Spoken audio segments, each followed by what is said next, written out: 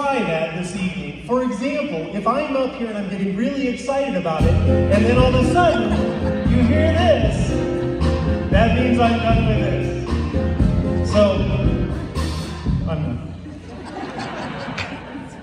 Thank you, gentlemen. And so now, the first award, volunteer.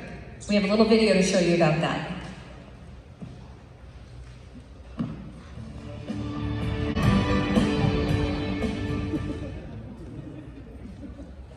So when I started working at Namaste, and at the time the St. Elizabethan residence was right next door. It was on the El Pomar grounds, and the nuns would come up and volunteer on a regular basis.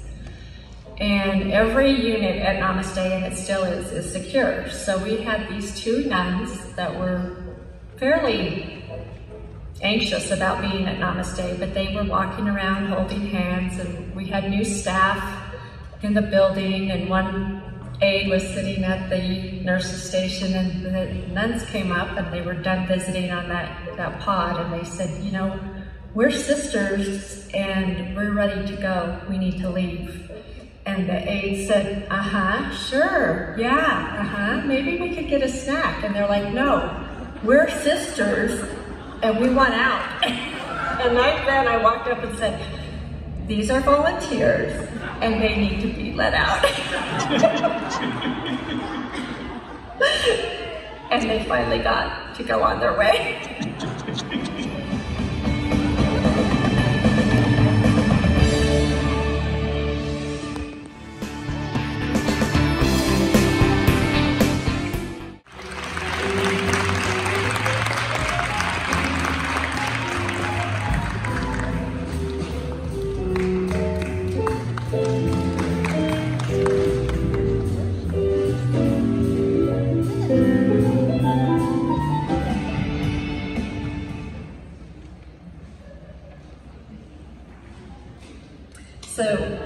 So as a professional entrepreneur, starting my own nonprofit adult day program, you kind of learn to do everything. And so when things happen in your building, you kind of try to figure it out. I kind of think of myself as MacGyver. I can fix things and I can make things happen.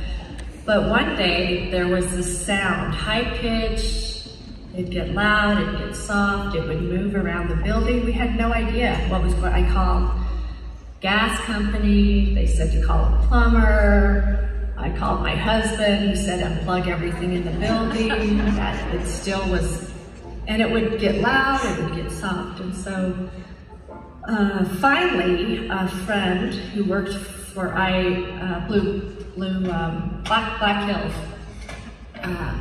was driving by. He said he'd stop and see if he could help us figure it out. By that time, we had finished lunch and we were all in the front room.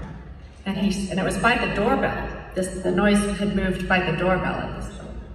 So he said, everyone out, everyone go into the kitchen. And they all started walking toward the kitchen while this noise kept getting louder and louder as Mary Lee was walking towards me. And I said, what do you have there? What's in here? She goes, what? Get away from me. I said, what's in there? That's coming from you. And she reached down and she pulled out a hearing aid out of her bra. And I was like, seriously? It was moving from room to room because at lunch she was like this, then she'd do this. It was loud, it was soft. I mean, I walked the perimeter of the building. I thought something was like ticking in our building. And it was all the time, it was a hearing aid. She never wore hearing aids to the program, ever. Whose? Where? Took someone else's hearing aid. I have no idea. So,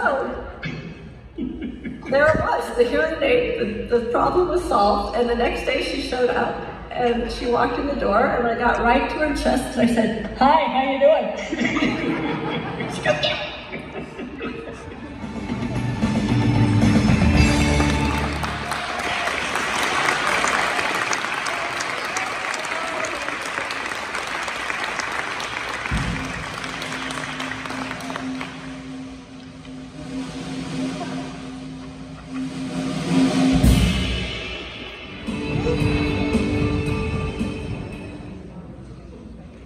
Businesses.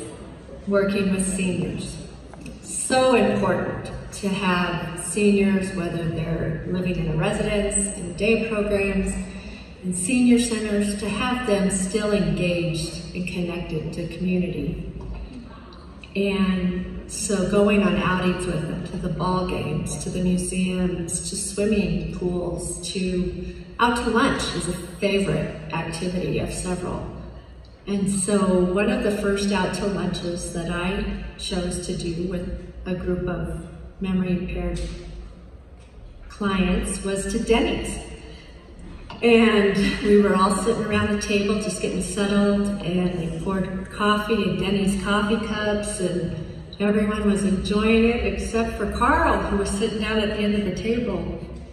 And I could tell he was gonna blow. Something was really bothering him. So I went down and I said, Carl, tell me what's going on. And he held up his coffee cup and he bellowed in the restaurant, who the hell's Denny and why am I drinking his coffee? And I was like, wow, did not see that coming. Then all eyes were on us and the waitress comes over and says, what's going on? And I said, unless you have styrofoam coffee cups, I think we might need to go elsewhere. And she's like, okay. And from then on, we went to Village Inn, where they had speckled mugs, and nobody was worried about drinking Denny's.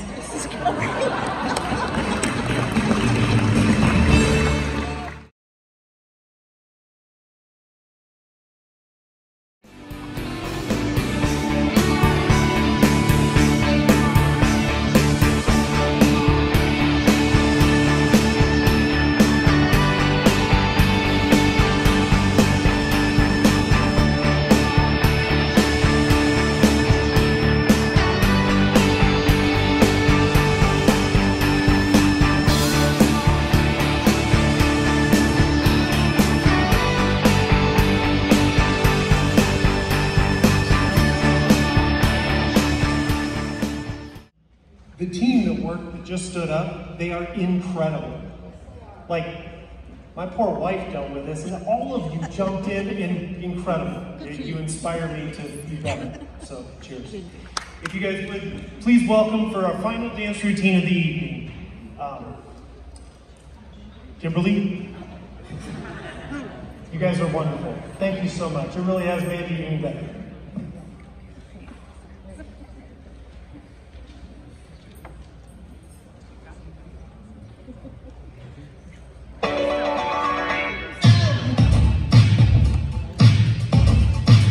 Are exceptional and worthy of recognition, but they don't seem to fit into a category. And so just at the very end, we want to address a couple. Sadly, Kelsey is finishing her state coming into Walsenburg this week. And so if you're a praying person, please pray for her. But we wanted to thank her for the work she's done. She's incredible. If you have Kelsey in your phone, send her a text and just say thank you for the good work you've done. Second person, you've heard her a number of times on the videos, and Paula Levy has been incredible. For every, and of course Paula's stepped out, but you know where she's sitting. And we have a thank you plant. There's succulents because I know we're all busy, and so we don't water anything, so we went with succulents. Paula, thank you.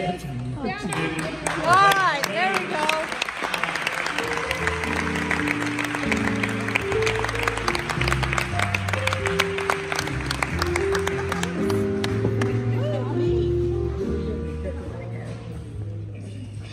Didn't trust you after that last thing. And if there's one final person that we can recognize this evening,